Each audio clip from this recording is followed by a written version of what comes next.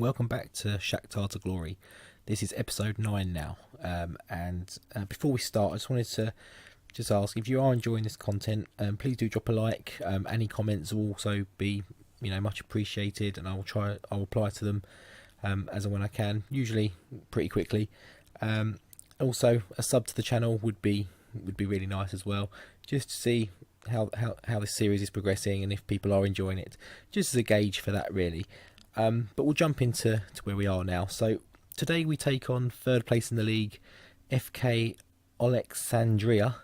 I think we did play them already this season, but we have played, I'll check on that in a second.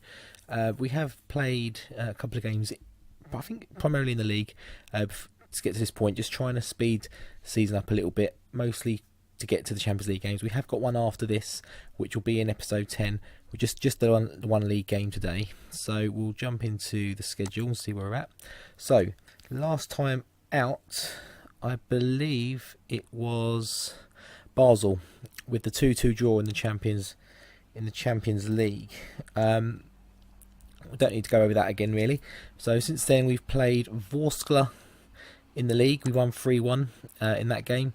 Goals from Ordets, 2 goals for him, and Diego Sterner. So very much a defensive source of goals in that game. They did get one back towards the end to make it 3-1, but as you can see, we were by and far in charge of that game, and I think they're quite low in the league as well. But we'll check the league table following that shortly, because there has been a little bit of an update in that also. After that, a few days later, we played Worsens at home, so 2 home games. Just the 2-0 win in this game. Dentino early on. As you can see, it's quite a rotated squad there. In fact, a fully rotated squad, because of this third place game coming up today. Marlos added our second one just after half time. Again, they didn't have a shot on target. We limited them really well, and we did the job we needed to do. Come out with a 2-0 win and gave some players some much needed football, especially as a few of them are sort of itching now to push for first team football or leave. So I'm just trying to rotate as much as I can where I can. Which games are coming thick and fast, it is going to happen. The cup was drawn as well, which I don't think I touched upon in the last episode, so I think it may have happened since. We get MFK. I'm not even going to try them with that one. They're 13th in the division below us, so should be a fairly comprehensive, even with a rotated team, should be a fairly comprehensive result. So let's take a look at the league table, see where we are. So obviously we are first, as you can see at the top. We have now distanced ourselves from Dynamo Kiev. I think in the last row of games we played, it's when we played Worsens. The first game I've mentioned here. So they won the last game as we beat Worsens. But then before that, they lost to Zerka, who are mid-table. Not overly dangerous, but they're not going to get pulled into that bottom 3. It doesn't look like. They're a good few points clear. What's that, 8 points clear? If they're beating teams like Dynamo Kiev, who are a really good team, I don't see that being a problem. We are 8th in the competition reputation, which I don't know if I've checked before or looked at before, but that's really good to know. There's some big leagues there ahead of us. Russia is the one that strikes me as being a bit higher than maybe I would have thought. I thought Portugal may have been a bit higher than them. Turkey perhaps a bit higher up, certainly than Belgium. But there is scope there to build this league up. But it's not just about us doing what we've got to do in Europe. The other teams like Kiev in Europa League, or whichever competition they're in, and the other teams, whichever competition they're in, need to perform as well. So it's not just about us. But obviously we need to keep that automatic spot there. So we need to do as well as we can, but we need the other teams to do as well in the competitions as well. So what we'll do, we'll jump into the match now. So this is the team we go with. It's the full strength team, which is a bit risky considering we've got Basel in probably a couple of days, I believe. I go back to the schedule very quickly. I didn't want to do that, but so we've got today on the 28th. In 3 days we've got the Champions League. So we're just some heavily resting after this game. This is a key game in the league. We need to win this game. They are third. We've got that distance on Kiev now. We just need to maintain that distance, and where we can just take advantage and build on it. So if they slip up, we need to make sure we're taking advantage. So it's the usual starting 11. I think everyone's back from injury now. I don't think there's anyone missing, so we can jump into this game and try and see what we can do. They're going for 4-2-3-1. I think I've seen that quite a lot. The mix between that and at 4-4-2 in this league, it seems. A few free at the backs as well, just trying to defend out. So the first highlight is the kick-off, which is for them. We get the ball back, but nothing comes of it. So first proper highlight comes on after just about 15 minutes. It is ours.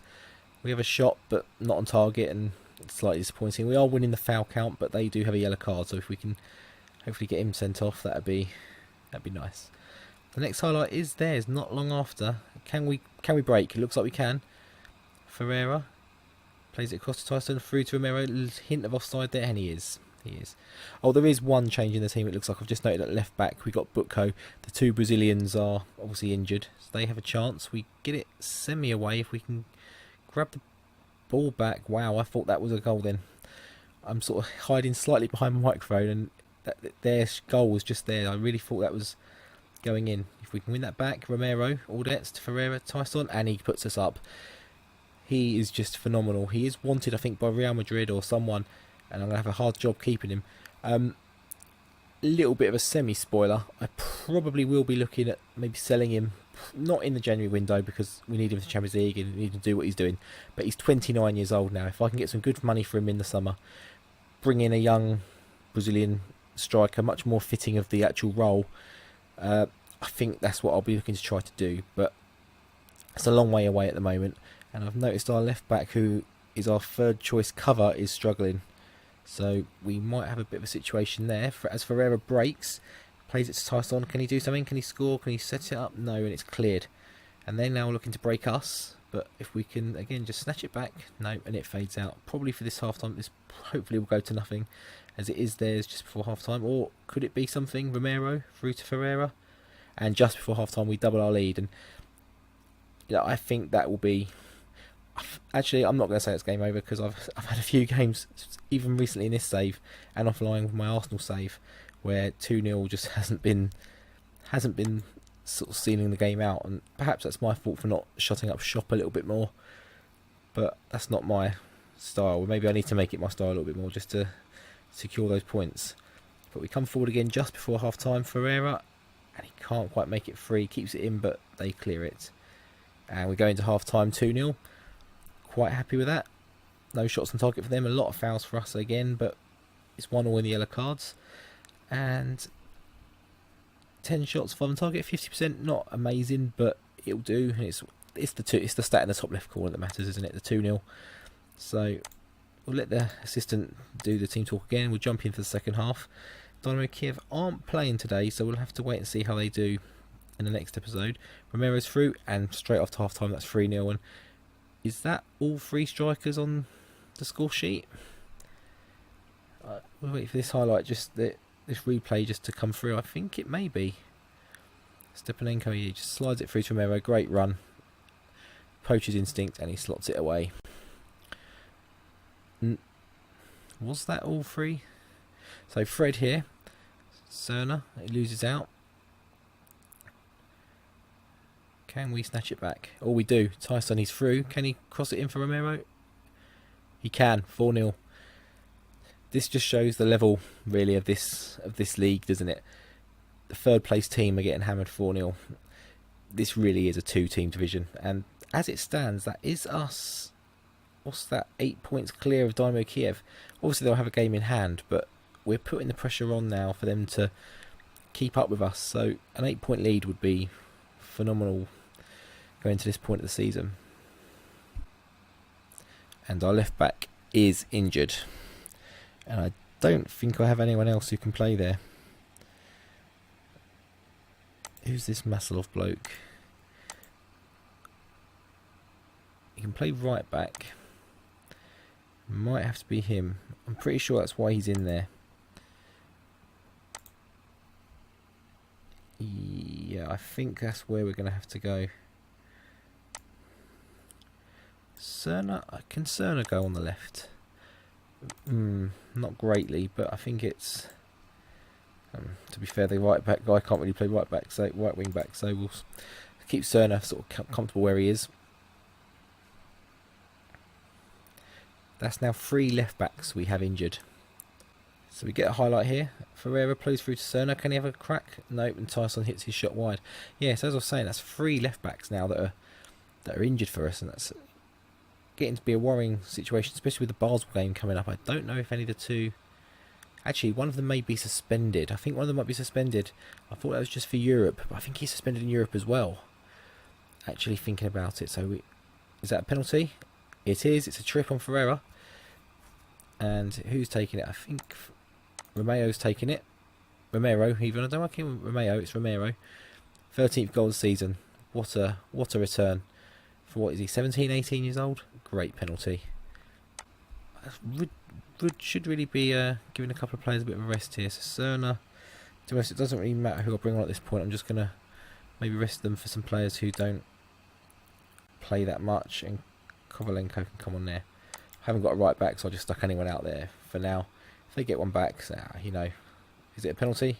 It is. Can our keeper come up big? Our reserve goalkeeper as well. Obviously, Pietov's still out. I believe Pietov is still out injured. Yep. In fact, that's even a third choice goalkeeper. That's not even Shevchenko. 5-1 against third place team. Not so bad, is it? Not too bad. Not too shabby. So this will be the highlight that sees us out. Yep, that sees the game out. 19 shots, 11 target. 21 fouls is a lot. Possession, obviously they dominated, but we've won 5-1. So again, as I've touched on many times, we're not a possession team. A possession stat is a key stat there to look at, but if it's not how you're playing, it's not. I've just done that with the stupid assistant again. I might have to look for a new assistant in the summer as well, because he just doesn't have a clue. So we're happy with the performance, see if we can salvage it. It doesn't look like it. It's the end of the game, so it shouldn't be too bad. So we can head out in confidence to the next game. Let's see when Dynamo Kiev are playing and who they're playing. So they are playing... No, I've clicked on myself. So they are playing Zoya tomorrow. And let's have a look where Zoya are. Quite low down. They should win that. So we'll come back for that one shortly and just see how they get on and see how that leaves the league. So as you can see, they did win their game in hand 1-0. That brings us back to a 5-point advantage. How did they do it? Penalty after 39 minutes, but they were clearly in charge of the game. No shots on target for Zoya. Team down the bottom, wasn't expecting too much, hoping for a bit of a miracle, but it's not the games where we're going to see Dynamo Kiev slip up. We need to make sure we beat them when we play them, or certainly just not lose. And we need teams like the 4th place Oleksandriya, who we just played and beat 5-1, teams like Stahl, who are in 3rd place, just to come through and maybe just try and help us out a little bit. The more pressing bit of news is the Butko injury. He's out for 3 months with broken foot. Well, it's 3 to 4 months, but it's 3 months with sending him to specialist. So that's what I've done. You can see the injury here. We've got Azvedo, who's the left back. He's out for about 10 days, about a week actually, 7 to 9 days. Pietov back in about a week as well, hopefully. The other left back, Ismail, he's out for about anywhere between a week and 3 weeks, 2 to 3 months. Got Malishev, who isn't so important, but with the injuries cropping up, we need everyone back as soon as possible. And the backup goalkeeper, 4 to 7 weeks. So we are playing with our 3rd choice goalkeeper at the moment, but he's still a pretty decent player. We've got another one. He's out on loan, so it's not so bad. But it's just the injuries are cropping up. So what we'll do with that in mind, we'll come back in. I've put everyone on training on rest for a day or two. We've got Basel in 2 days now from where we are now. How are we looking in that league? We are 2nd behind Seville with level 1 points Basel, so it's a key game. I think this is this bit is the double header with Basel. It's the 2nd part of the double header with Basel. Obviously we drew with them away last time. We were, I think, 2-0 up. No, they went 1-0 up after a minute. Oh, it was quite a tight game actually. So hopefully at home though that will prove to be the difference. And yeah, and then after that we've got Zoya, who weren't able to do a favour against Kiev. Hopefully they're not so friendly against us either. So we'll come back for that game against Basel. So until then, see you later.